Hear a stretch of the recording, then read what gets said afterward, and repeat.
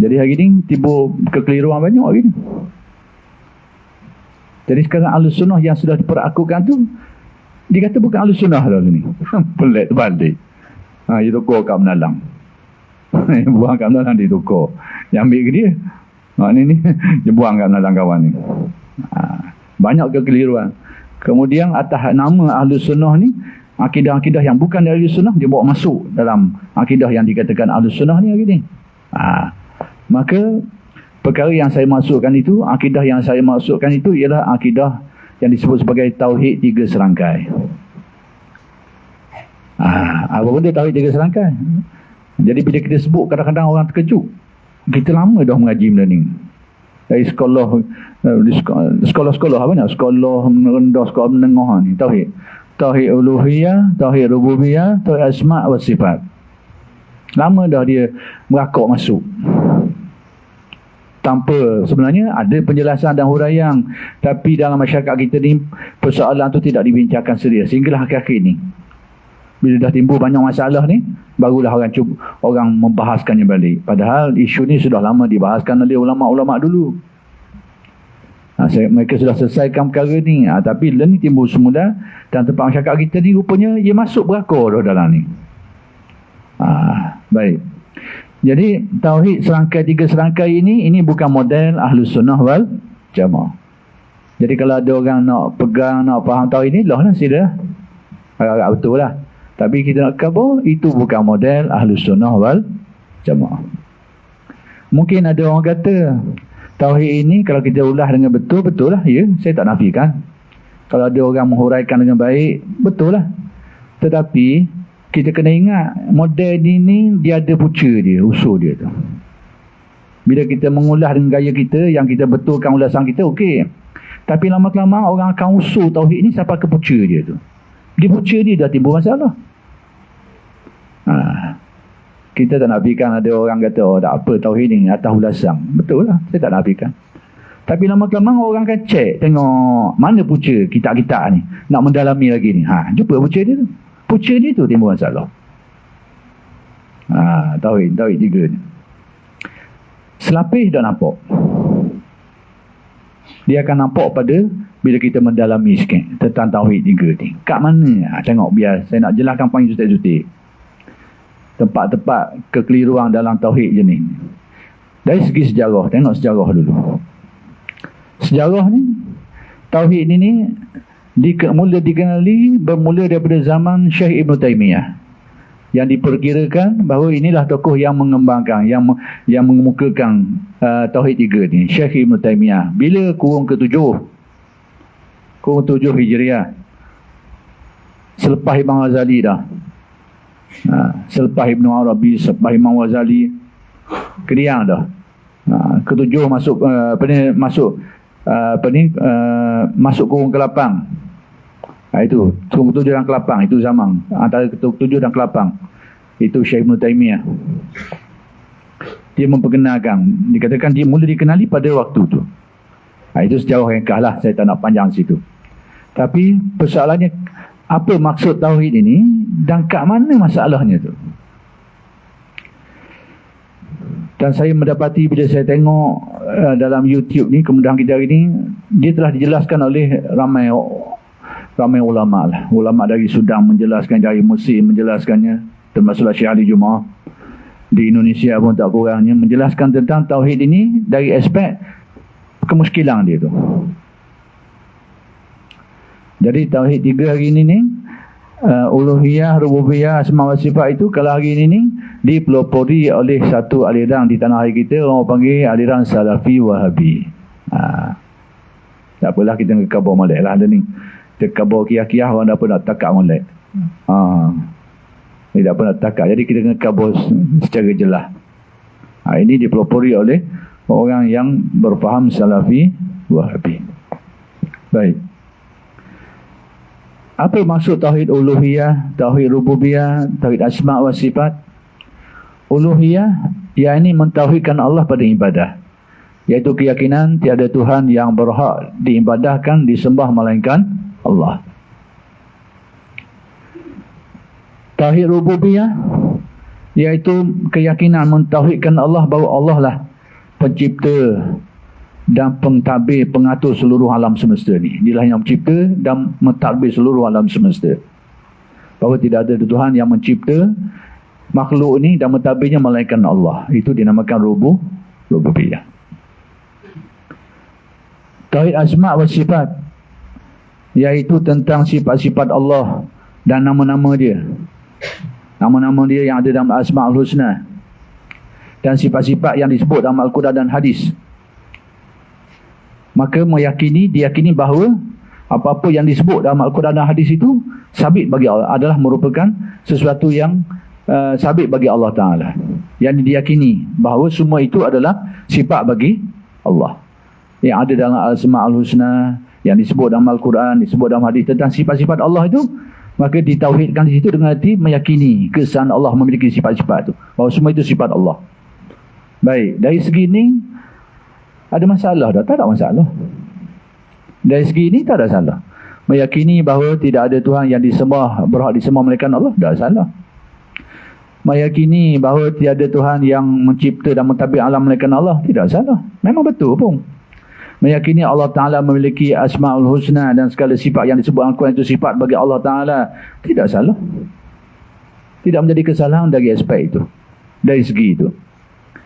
Tapi kesalahannya adalah dalam perinciannya. Bahkan perkara-perkara ini ada dalam Al-Quran, ada dalam hadis. Tentang Rabb, yang daripadanya perkataan rububiyah itu timbul, ada dalam Al-Quran. Tentang ilah, yang daripadanya timbulnya uluhiyah tadi itu, ada dalam Al-Quran. Tentang Asma'ul Husna, tentang sifat-sifat, ada dalam Al-Quran. Semuanya ada dalam Al-Quran. Tapi kat mana muskil dia tu? Ada dalam Al-Quran. Muskil kan? Dalam menghurai dan menafsirkan perkara ni. Menurut manhaj Tauhid 3 ni. Kat situlah timbul muskil dia tu. Penghuraian dia tu. Baik. Jadi oleh kerana ada 3 tu, saya pecah 3 lah. Dan saya nak sebut beberapa kemuskilan yang ada dalam pahaman Tauhid ni. Pertama sekali tentang Tauhid Rububiyah, iaitu keyakinan bahawa tidak ada Tuhan yang mencipta dan mentadbir seluruh alam ini melainkan Allah. Itu tidak salah dari segi itu. Tapi dari segi tafsiran, dari segi huraian, apa yang dia kata? Dia kata Tauhid ini, Tauhid Rububiyah ini dipegang oleh semua orang, termasuk orang musyrikun. Ada dasar apa orang yang berpegang kena faham ni kata gitu? Dia kata semua orang bertauhid dengan Tauhid Rububiyah ni, termasuklah musyrikun tu. Penyembah-penyembah berhala zaman dulu tu, mereka juga ahli Tauhid. Tauhid pada Rububiyah ni. Atas dasar apa mereka kata macam ni? Mereka baca satu ayat Al-Quran. Mereka bacalah beberapa ayat Al-Quran, salah satunya yang menjadi sandarannya, wala in sa'altahum man khalaqas samawati wal arda la yaqulunna Allah. Sekiranya kamu tanya mereka ini siapa yang menciptakan langit dan bumi, mereka akan jawab Allah. Yang ni ditanya orang musyrikun, siapa yang menciptakan langit dan bumi? Itu Allah. Lalu atas dasar itu mereka kata orang-orang musyrikun pun ahli tauhid. Kan mereka percaya Allah yang mencipta alam semesta ni dan mentadbirnya. Baik, persoalannya, tak betul ke? Persoalannya, boleh ke gitu? Betul tak dengan ayat Al-Quran lain? Dinamakan musyrikun tu sebagai musyrik sebab mereka tu syirik dalam ketuhanan. Ibadah pun syirik, keyakinan ketuhanan pun syirik. Tu orang bagi musyrikun. Sebab syirik, maksudnya bila syirik ni lawan bagi tauhid lah. Macam mana pula kita mendakwa mereka ni ahli tauhid? Nama pun sebut musyrikun dah. Mereka mensyirikkan Allah dalam ibadah, dalam keyakinan semua. Macam mana kita kata dia sebagai ahli tauhid pula? Bercanggah, nama pun dah kena dah. Jadi dakwaan yang didakwa oleh kelompok ni, dan banyak yang dakwa macam ni. Termasuklah yang dakwa macam ni beberapa tokoh-tokoh besar dalam aliran ni. Antaranya Al-Albani, saya dengar sendiri rakaman dia. Dia kata tauhid ni, musyrikun pun bertauhid dengan tauhid ni. Syekh Al-Albani termasuk yang berfaham semacam ni. Dan beberapa tokoh di Saudi Arabia lagi yang faham macam ni. Semua tu dari kelompok yang samalah. Yang hari ni kita sebut As-Salafi Al-Wahabi. Musyrikun. Macam mana kita kata dia ahli tauhid? Semata-mata mereka percaya Allah mencipta dan mentadbir alam. Itu tidak cukup untuk meletakkan mereka ni sebagai ahli tauhid. Tidak cukup. وَجَعَلُوا لِلَّهِ أَنْدَادًا لِيُضِلُّوا عَنْ سَبِيلِهِ. Mereka menjadikan kongsi-kongsi bagi Tuhan ni. Mereka telah mengadakan sekutu-sekutu bagi Tuhan ni. Nak kata di syirik, nak kata di tauhid pun dengan nas Al-Quran. وَجَعَلُوا لِلَّهِ أَنْدَادًا. Andadan ni sekutu-sekutu. Mereka meletakkan, menjadikan ada sekutu-sekutu bagi Tuhan ni. Dan nak kata dia ahli tauhid pun. Bila tauhid ni kita meyakini hanya Allah, tak ada lain dah. Jadi dengan nas Al-Quran bercanggah. Semata-mata mengiktiraf Allah mencipta langit dan bumi itu tidak cukup untuk mengatakan ahli tauhid. Tanya orang Buddha pun gitu. Tuhan Allah, panggil Tuhan Allah. Tuhan Allah. Tidak cukup untuk mengatakan ahli tauhid. Tapi pendukung kepada tauhid juga ni kata macam tu. Itu kenyataan yang bercanggah dengan nas Al-Quran. Baik, contoh lain. Nabi Yusuf pernah kata kepada masa dia dipenjarakan tu, atas tuduhan-tuduhan tu, dia kata kepada sahabat sepenjara dia tu, Ya sahibai sijn, a'arbabun mutafarrikuna khairun amillahil wahidul qahar.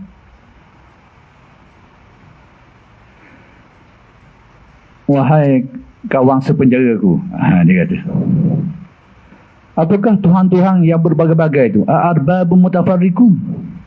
Apakah Tuhan yang berbagai-bagai itu lebih baik daripada Tuhan yang Maha Esa? Nak khabarnya apa? Ayat ni nak khabar bahawa mereka ni bukan percaya kepada Allah Ta'ala saja. Mereka percaya kepada Tuhan-Tuhan lain lagi. Tak nak kata ahli tauhid ke mana? Arbabun, arbab banyak Tuhan-Tuhan ni. Mutafarrikun, yang berbagai-bagai ni. Situ ada, sini ada, banyak tu. Apakah mereka ni lebih baik? Amillahul wahidul qahar, daripada Allah yang Maha Esa, yang Maha Kuasa. Jadi nak khabarnya bila Nabi Yusuf tanya mereka tu, nak khabarnya itulah yang menjadi pegangan mereka tu. Lalu bagaimana orang seperti ini ni mereka ni dianggap sebagai ahli tauhid? Tidak betul keyakinan tu. Jadi mendakwa bahawa mereka ni ahli tauhid adalah sesuatu yang bercanggah dengan Al-Quran. Baik, kita tengok lagi orang Nasrani. Orang Nasrani, orang Kristian. Mereka ni percaya tak kepada Allah sebagai pencipta dan pentadbir alam? Mereka percaya. Orang Kristian, dari segi kepercayaan kepada Allah, mereka sama dengan kita, percaya kepada Allah dari segi itu. Dari aspek ni lah, bukan dari semua aspek. Mereka juga percaya kepada Allah sebagai pencipta pentadbir. Tapi bagaimana firman Allah dalam Al-Quran terhadap mereka ni? Laqad kafara allazina qalu innallaha salisu salasa. Sesungguhnya telah kufur, telah kafir. Bila sebut kufur ni bukan ahli tauhid lah. Siapa dia? Orang-orang laqad kafara allazina qalu, orang yang berkata innallaha salisu salasa. Allah Ta'ala tu satu di antara tiga, yang tiga Tuhan. Jadi mereka percaya kepada Allah yang mencipta dan mentadbir, tapi dalam masa sama mereka percaya juga Tuhan ada lain-lain lagi selain daripada Tuhan tu. Dah kita nak kata dia ahli tauhid ke mana gitu. Jadi bila didakwa oleh kelompok ni bahawa semua ni mereka ni ahli agama bertauhid, termasuklah orang musyrikun tu, itu dakwaan yang salah dengan bertentang dengan Al-Quran. Apa khabar dengan Al-Quran? Kata ahli tauhid ke mana? Itu satu hal.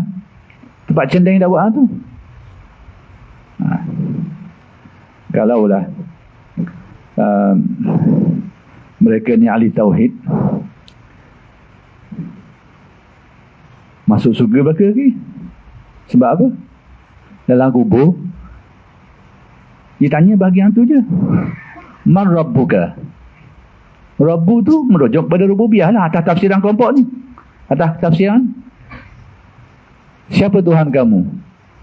Jadi bila sebut Rabbuka ni, termasuklah orang ni dia ni. Kalau kita anggap percaya kepada Allah sebagai pencipta mentadbir semata-mata hak tu, dia sebagai ahli tauhid, berarti mereka ni selamat belaka lagi, selamat belaka. Sebab dalam kubur seperti yang dinaskan dalam hadis, pertanyaannya tentang hak tu. Man Rabbuka? Siapa Rabb Tuhan kamu tu? Daripada Rabb itulah timbul rububiyah tadi tu, tauhid rububiyah tu. Jadi kalaulah mereka ni bertauhid dengan tauhid rububiyah, berarti dalam kubur beres, susah. Beres dalam kubur. Jadi dakwah tu tak boleh diterima. Sebab tu akidah Ahlussunnah wal Jamaah dah ada pakat tauhid ni. Dakwah ni dakwah yang bercanggah. Satu perkara.